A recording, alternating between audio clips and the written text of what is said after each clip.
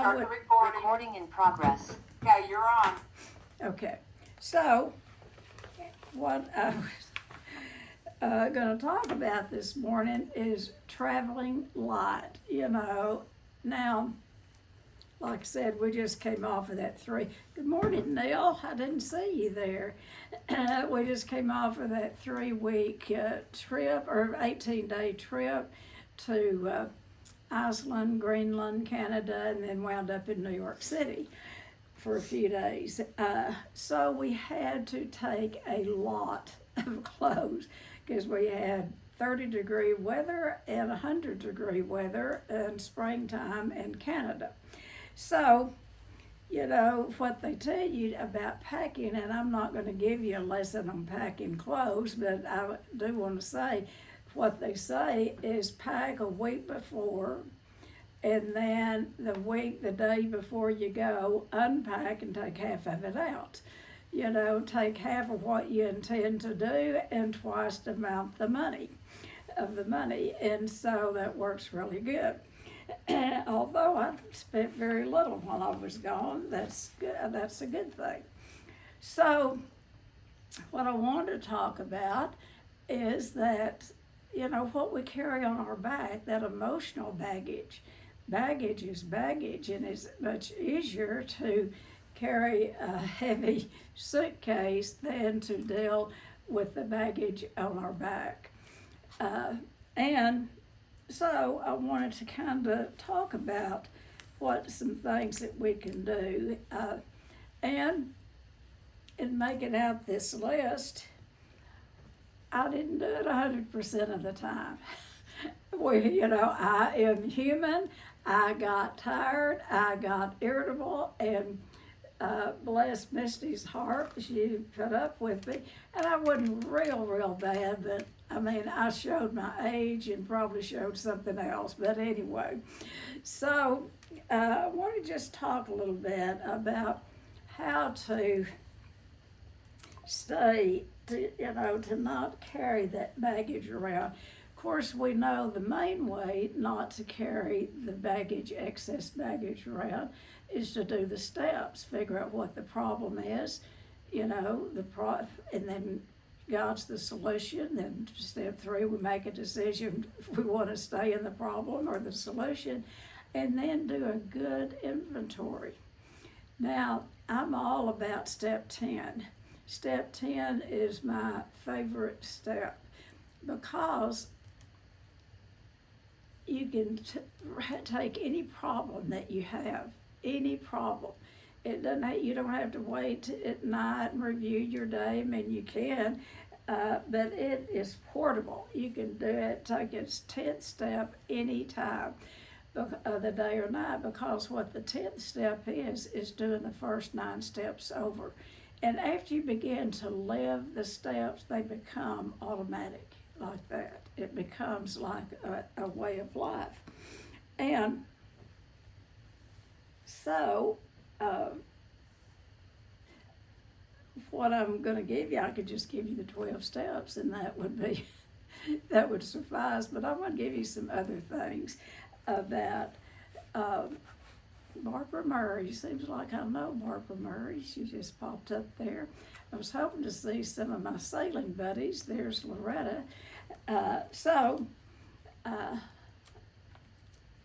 Yeah, there she is. All right, so let's talk about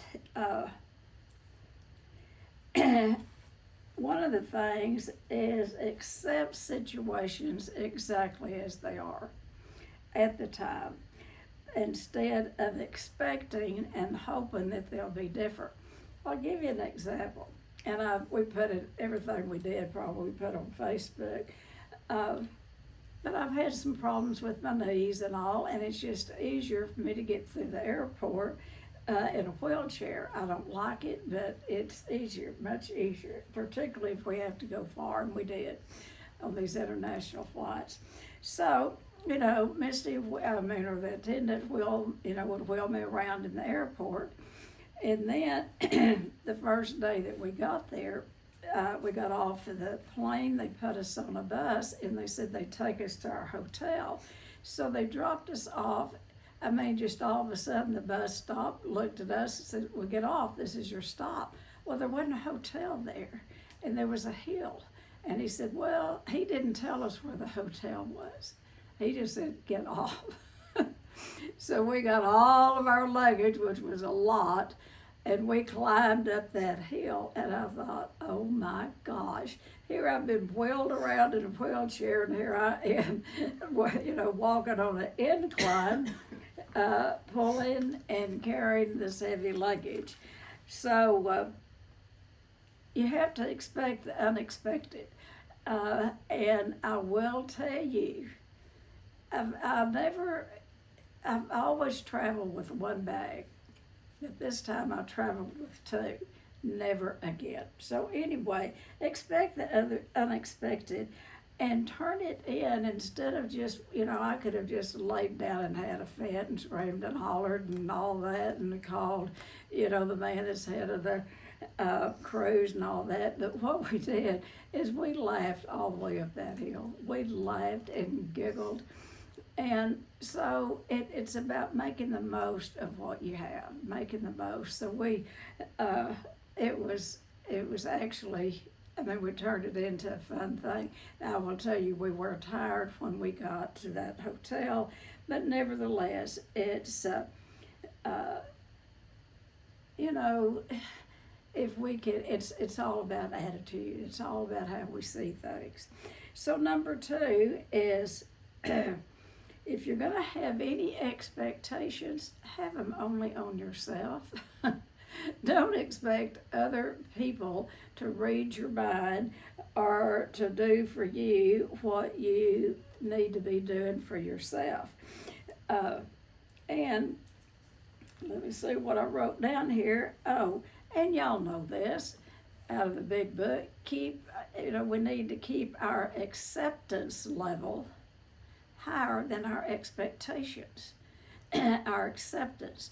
And, life in general, we're going to face problems every day. If you're a human being and you're breathing in and out and you interact with people, things are not going to always go your way. And so it's like I said, go expect the unexpected. But only have expectations for yourself, because that's all you can do. And I wouldn't put a lot of expectations on yourself. I'd put I'd ask God's direction and go forward. So number 3 is have a grateful heart. Get in the habit of giving gratitude for everyone. Have a grateful heart. And I want to talk about Misty. She probably doesn't want me to, but I want to talk about her. I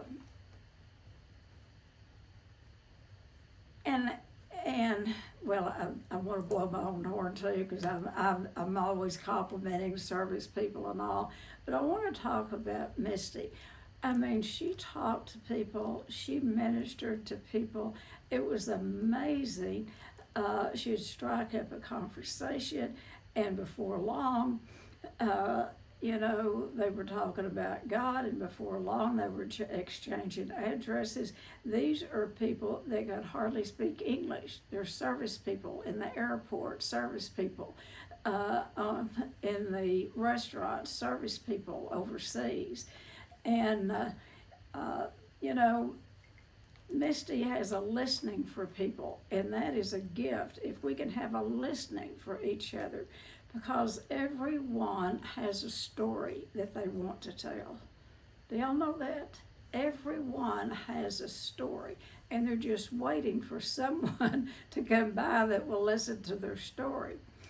I'm going to give you an example. On the way back, there was this man that came to push the wheelchair, and he acted, I knew he was from a foreign country, I didn't know from where, but he acted all hip, slick, and cool, and kind of joking, and I made up in my pea brain that he was probably a drug addict. That's what I made up. Just kind of, he was jiving along. Anyway, Misty got to talking with him. And by the time we got to the plane to board, and he stayed there and finished the conversation. And I'll tell you, we both started crying, Misty and I both. This man had come over to America to find safety for his family, not only his wife and kids, and he had a master's degree in accounting, but he couldn't use it in the United States. He has 3 jobs, and he was not complaining. He was just giving us facts. We kept trying to talk him into moving to Texas, but and his 3rd job that he has, he started an orphanage where he's from, the country where he's from, and he showed us the pictures of the kids. And this 3rd job, and they're all service jobs, every penny of that 3rd job goes overseas to those kids in that orphanage. And here I was judging the man. I thought, oh, he's just a hip, slick, and cool drug addict. But when we can stop long enough and get, and I missed it with him too, but it was mainly Misty. And, you know, he wanted to tell his story. And they exchanged cards, and I love to tip. I gave him a good tip. That's what I spent the money that I had on was tipping service people. And he almost started crying because that would somehow help feed somebody in his family or those kids overseas. So it's about paying close attention to who God puts in your life. We never know the burden that they're carrying. You know, and here I am misjudgmental, judging him because, and I made up he was a drug addict. I am so glad that Misty got to talking to him, and she says that I give people the mini interview. She gives people the Misty interview. By the time we got to the gate, she knew all about him and everything about him, and how much money he made, and how much his rent was, and blah, blah, blah, how many kids he had. And he was a wonderful young man, wonderful. So, put the expectation on yourself, not on other people. Have a grateful heart. That's what I have, a grateful heart, and get in the habit of giving. Gratitude, you know, I'll talk about this at Thanksgiving. Thankfulness is when someone does something for you and you say, thanks, that's great. You know, thank you for doing that. Gratitude is that you give it back. You either give back to them or you pass it on to someone else. When you're really grateful, I mean, when we don't need to hold on to it. We need to give, pass it on. So, one of the things that I do, that I have made it an absolute practice, I go out of my way to do this, is to compliment service people. Now, I don't only compliment them, and I'll scare them to death when I do this, but I'll ask if I can speak to their supervisor or their manager. Well, their eyes get that big around, and they'll go get them. And what I want to tell that supervisor is what a good job this person is doing. You know, I own a business, and I want to know when my employees are doing a good job and when they're not. And so just telling the service person is one thing, but I like to tell their boss, you know, what kind of job that they are doing for that business. And so I love doing that. And I'll also, and I don't do it in a hateful way, I will call out people when they are really ugly. You know, and my famous saying is, how long have you hated your job? How long have you hated your job? You might want to look at changing jobs. And that does get their attention. But anyway, so,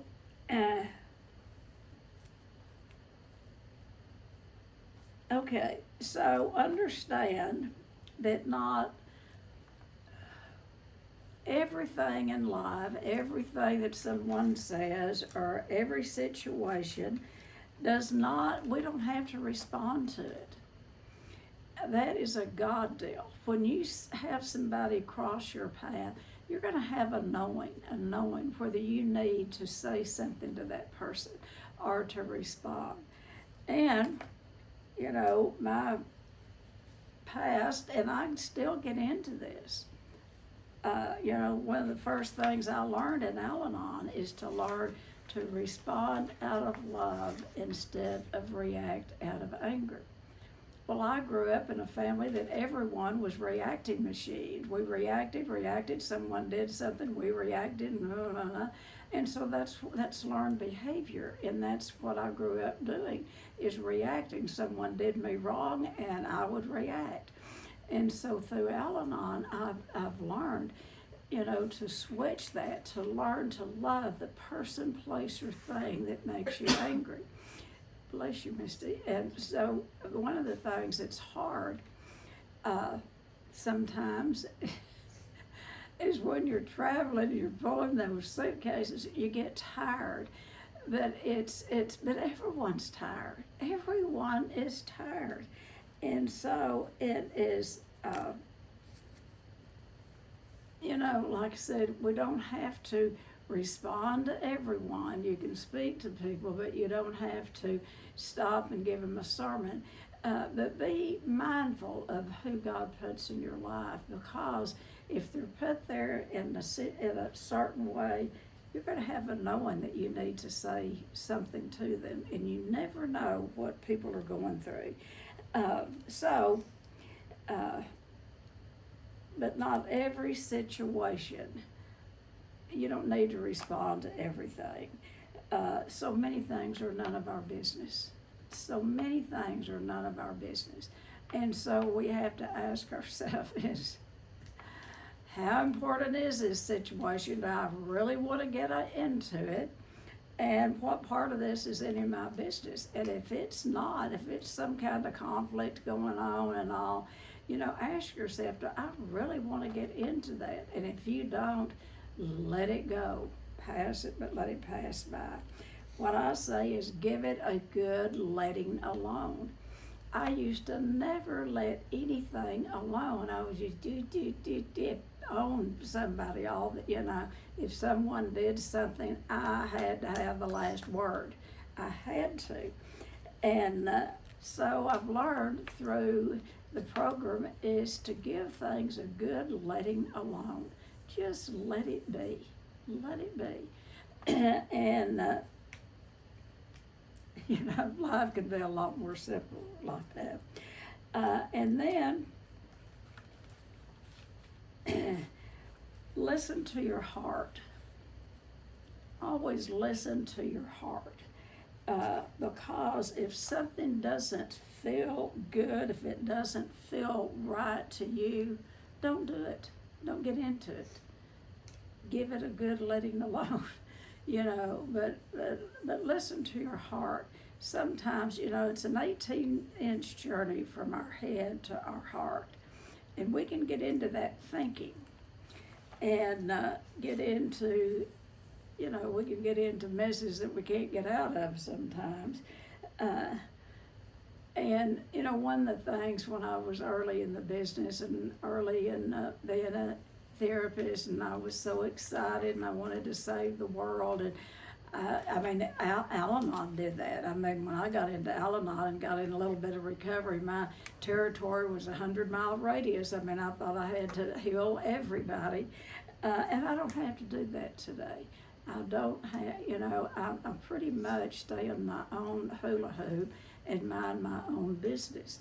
And there's a little song about that. Make your own biscuits and rock your own babies. No, mind your own biscuits and life will be gravy. Yeah, mind your own biscuits and life will be gravy is the name of that song. Okay, but listen to your heart. And I'm not putting Misty on a pedestal, but she needs to be put on one. In that, I watched her throughout this trip, and she ministered to everyone that crossed our path in some way.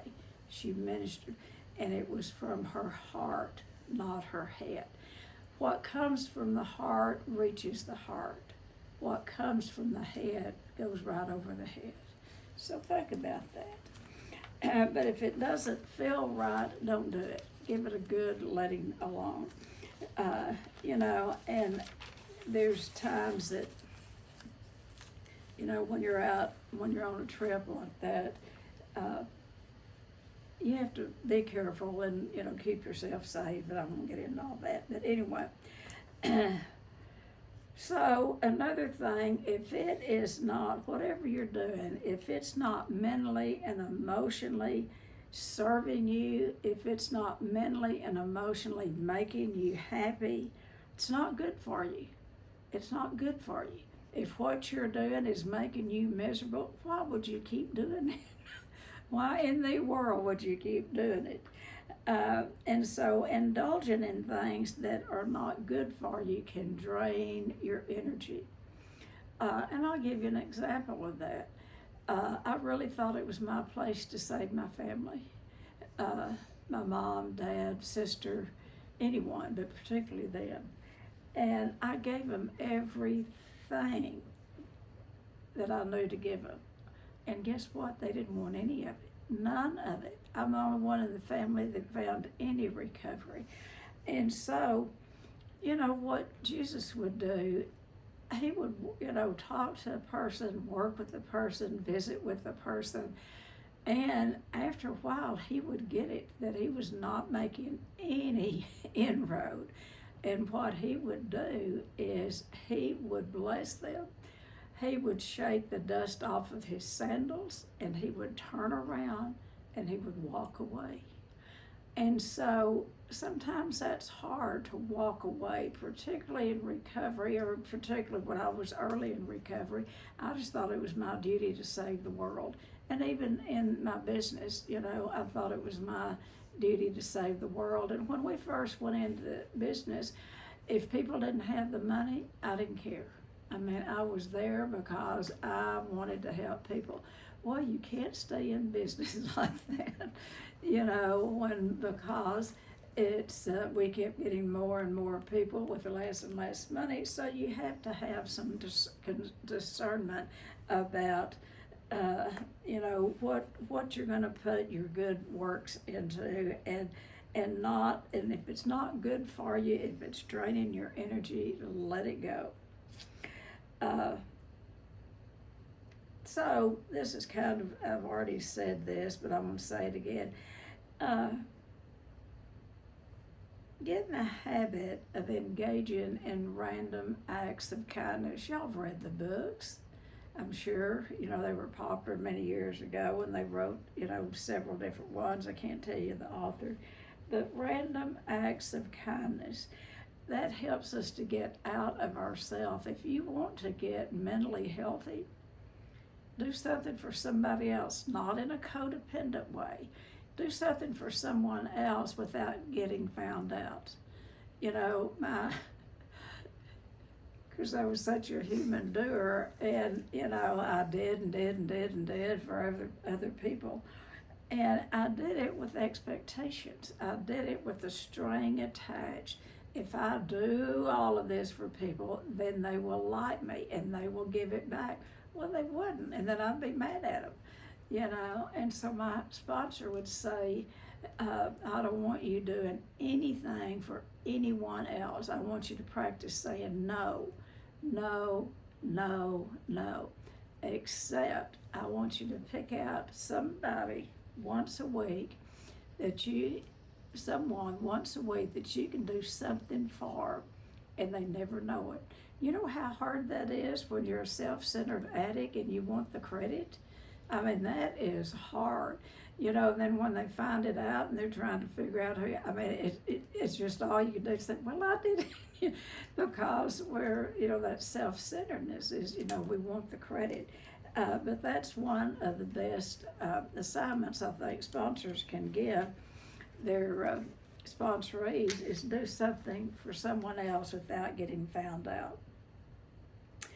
And then another thing that I was thinking about, and you know, I got into, and I still believe some of the New Age principles, but I really, years and years ago, got into some New Age practices, you know, wore the long dresses, wore the Birkenstock sandals, and there's there's some good spiritual traits, that you can learn. And what was I going with that? Oh, so one of the things, surround yourself, particularly if, like, I've been out on a trip. We've been in airports, we've been in restaurants, we've been around a lot of people. And what is so good is to come home, get out on my screen porch, and my daughters had it all cleaned up, and I got on my screen porch.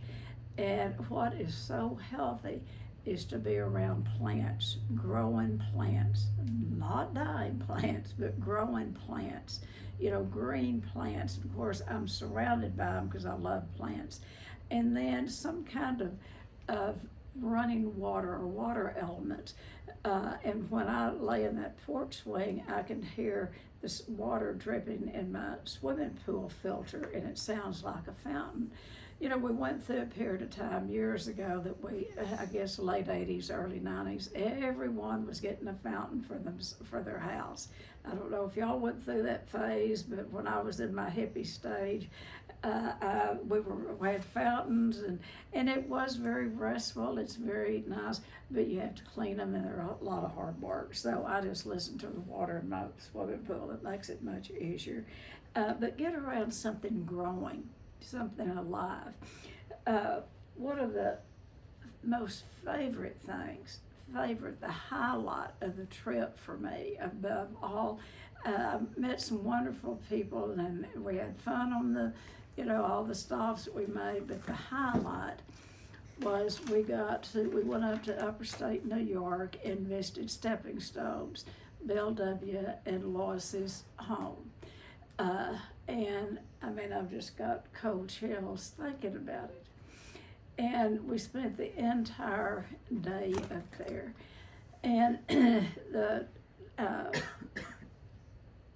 Dave and they showed us a few little videos about Lois and Bill. And one that they showed of Lois, she was out in the flower garden climbing roses. And they had built Bill a little office, or it wasn't not real little, but up on the hill there was an office. And that big old desk up there that they had brought from New York, it was one of the original desks that he wrote on. But he wrote the 12 and 12 up there. He wrote as Bill sees it. He did a lot of writing in that little room up there. And the name of it was Wits End. So, married people, we just love and adore each other. I loved RL, but sometimes I'd have one nerve left and he'd get on it. And that's what would happen with Lois and Bill. They were human, and they'd get on each other's nerves. So he'd go up, she'd say, go up the hill, go up the hill. So he would go up to Wednesday End and write and smoke on his desk. There were burnt places all around that wooden desk where he'd put a cigarette and, be writing and let it burn down. And then when Lois would get upset about something, which was usually Bill, but if she got upset, her wits' end was her garden, her flower garden and her vegetable garden. So I thought about that when I was writing this. Plants are live. They're just living creatures, and they give off so much to us, So another thing that I want to say about stepping stones, I could say a lot about stepping stones. Have any of you ever been there? Any of you? I know Vicki has, because she was with us on the cruise. If you haven't ever visited stepping stones, if you have an opportunity, if you're in New York, it's a 45-minute drive north. It's no big deal. Of course, I wasn't driving, but it seemed to be an easy drive. And it's like stepping on hollow ground up there. And everything was left exactly, the house was left exactly the way it was. After Bill died, Lois figured that she would live a while longer. And she lived, I think, 12 years after Bill passed away. And what she did, Lois got the house, which is pretty good size, 2-story. It used to be a hunting lodge, and so it was pretty good size. So she spent that 12 years going through pictures, going through gifts if they were given, going through everything they had, and she displayed everything for us, for people who visited Stepping Stones, pictures of old timers that I've read about and heard about. There they were on the wall, and the stories alongside of them. The morning that she went to the hospital, that she passed away, she had laid her glasses on this little shelf, and the glasses were still there. I'm sure they'd pick up and dust around them. But she wanted everything left the way that she had displayed it. So we couldn't touch anything. We could take no pictures because of anonymity. No pictures, no touching anything. And then we went into the downstairs living area, big room, and there was a medium-sized grand piano in there. And I guess I missed it. I mean, I've read a lot about Bill and Lois, but I guess I missed somewhere that he played the violin. So he played the violin, and they had several of his violins on the wall, and Lois played the piano. And so the only things that you could touch in that house, we were allowed to sit down in Lois's desk and take a picture in Bill's desk. And then he asked if there was anyone that played the piano. He was saying that it needed to be played a little to keep it in tune. Well, Misty shot her hand up, so she sat down and she played Amazing Grace. And by the time she got through, we were all singing, and there wasn't a dry eye in there. And that is something that's really the highlight of the trip, one of the highlights of the trip. Another highlight of the trip is when we would go to excursions, we would try to visit a church, because most of them, those little towns, just had one church, so we would make our way to the church. And we went to one in Greenland. Greenland is like a third world country. I don't know if any of you have been there, but it's pretty quaint. And just think about everything they have has to come over on the ship and all. But anyway, we found this little church on the hill, and you could see it from the ship. And so we went in, and up tall was the preaching stand. So Misty got up there, and then I said, well, come on, let me get up there so I can preach. So I got up there and stood in the preaching stand for a few minutes. There wasn't a soul around but us. And then there was a young girl there, and Misty got to talking to her. And it's a small world. She was from the same church affiliation that Misty is in, and they know a lot of the same people. And so Misty, I think I asked her to sing. Somehow she starts, of course I want to take credit for it, but anyway, somehow she started singing Amazing Grace. And as she sang Amazing Grace, there was a man that walked in, and he was videotaping her and singing Amazing Grace with her, harmonizing, and came right up to her. And as it turned out, it was someone that knew their grandparents. Anyway, I'm just saying that it's a small world, but that was such a spiritual time in that small church, and it just filled up every bit of that church that the music did. And then I have to tell this, and then on the ship for two nights, we all went to karaoke and watched her sing karaoke. So we had a balance. We had a balance of that trip.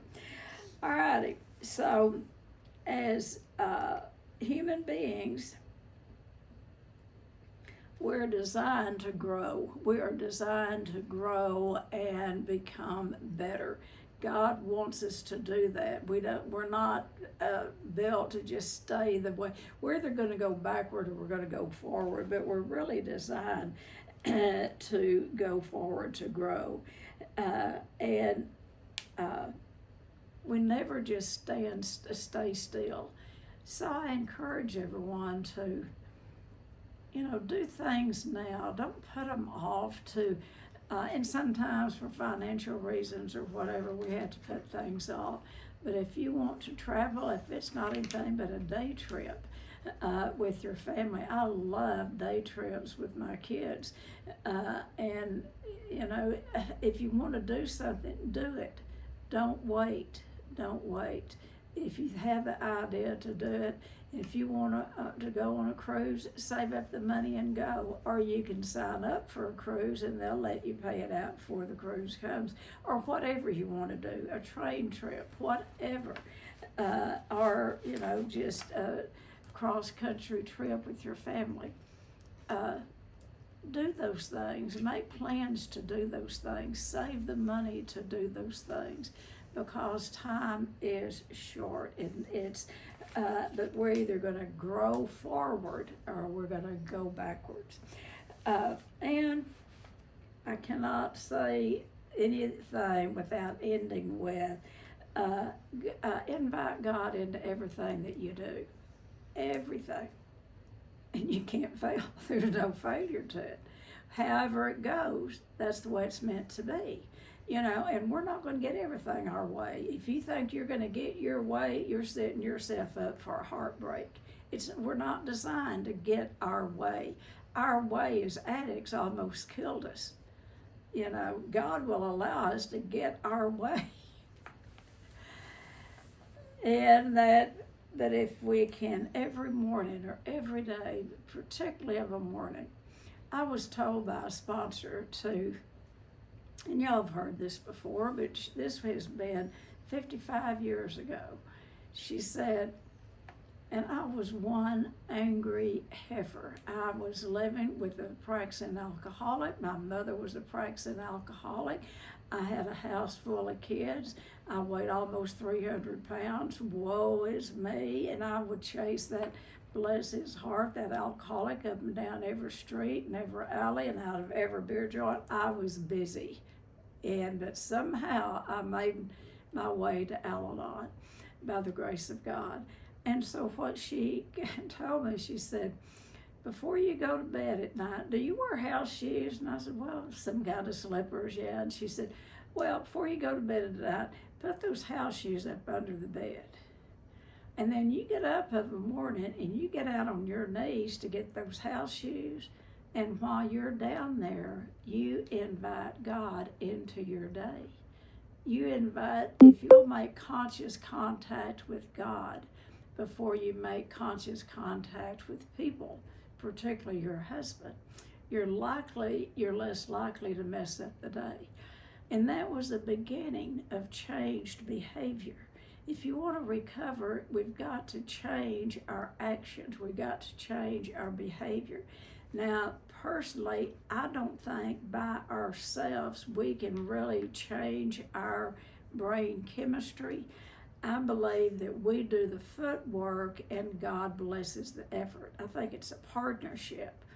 You know, we do what's before us to do. You know, God is powerful enough, He could zap every one of us well right now. Every one of us completely well. And that's not how He designed it. He didn't design it like that. You know, God said, here I am, if you want me, you know. Here I am if you don't want me. You know, the God that I understand and believe in does not come in where He's not invited. And so, you know, He gives us a free will. I mean, the big book talks about the free will. That is the problem. Self-centeredness is our problem. I always say, if you want to know what your problem is, go look in the mirror and say, good morning, problem. We are our own worst enemy. We are our problem. And so God could have made us all robots, but He gave us that free will. And He said, if you want to run your life yourself and run it into the ground, He's going to let us. Or if we want to turn it over to Him on a daily basis, whatever your God concept is. Mine is the Trinity. You know, I believe in Jesus Christ. I'm not preaching. I know everyone has a different, or most of us have different God concepts, but God knows your heart. You know, this is why I was saying, get to learn about your own heart, because God knows your heart more than anyone. And so, I want to tell on myself about this, and I have felt bad about it because my heart didn't feel very good, and it hadn't felt very good since I got back. And so I'm going to have to write about this. Coming back all the way from when we got on that plane, I can't remember where it was. From New York to Oh, from New York To to Dallas. Dallas, Texas. I sat in front of two kids that played and hollered, and the little boy kept hitting the back of my chair, kicking it. Well, he was 10 years old or 12, kept kicking it. I absolutely wanted to throttle the kid. I mean, I wanted to be, really nice and sweet, and I would lean back there and I said, please quit, quit. Kick You him, said, and tell then your mother to tell you to. and then their mother was sitting right there reading, and I said, I want you to tell your mother to tell you to quit kicking the back of my chair. I just wanted to just pinch the kid's head off. And there's kind of a rod that hit the very, my back, it kind of lower. And every time he'd kick, because he's a big old kid, I mean, not big, he was like, but he'd kick and it would hit that place. Anyway, I wanted to hit him. I started to say, you come up here and sit in this chair, let me get back there and kick it. I'll kick your chair. So I have to admit, I try to be nice, but I have to work at it. I'm not naturally nice. I'm not naturally sweet. I have to work at being sweet. And so I almost lost my religion on that trip back. And I got to thinking, what would Misty do? Well, she'd be having him engaged, and she'd be telling him about her kids, and they just have a good old time. But I'm not like that. I want to just quit hitting the back of my chair. So I don't think I have any amends to make to the kid, but anyway. And then as we got off, the family was in front of us, and what I realized, they had 3 little girls, and they were triplets, and then they had this little boy. So the father was sitting with 2, and she was sitting with 2, and I guess she had those earphones on, and she was ignoring those kids. And I can understand, because I raised my husband, I raised 7, so I got to cut her a little slack. But anyway, that's what I have about the baggage. We don't need to carry around a lot of baggage. And this is where a good 4th and 5th step comes in. This is where a 10th step, doing a 10th step. The 12 and 12 talks about doing a spot check inventory. We don't have to wait until we get with our sponsor and all that. We can have a spot check inventory, check our behavior, and if we need to make any amends at that moment, we can make amends, or we can stop the behavior, and then we don't have any amends to make. So that's what I have, and I just want to say, and I want to say to Vicki, I think she's still on here, she's part of the group that invite me to go speak on the cruises, and she works so hard. Everyone on that, there's 3 or 4 of them that work diligently to put these recovering cruises together. And Bob Coker, he's a guy almost my age. And so they had some oldsters working with them. But anyway, we had a great, great time. And it was a good spiritual time to be with other recovering people, because we all speak the same language. Alrighty, that's what I have, and it's good to see you, Sarah. You still Sarah Smith?